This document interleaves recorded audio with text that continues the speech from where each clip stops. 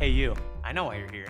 You like cold brew. You want something to go really well with your overnight oats? There's a super easy way to make cold brew. You don't need all the fancy machinery. We have our ground coffee already ready. Good ratio is about 3/4 cup to 4 cups of water. Let's pour it into our cup, nice and smooth.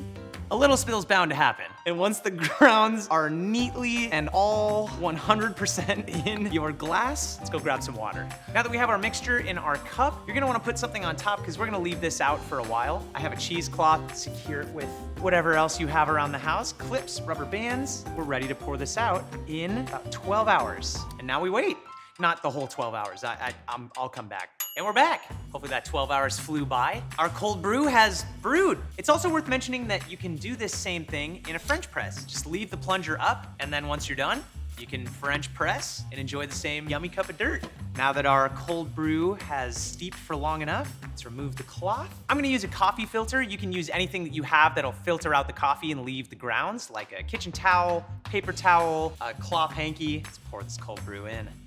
Leaving you your fresh cold brew into a fresh cup of ice. All right, once you have the desired amount of cold brew, you're good to go. Let's try a sip.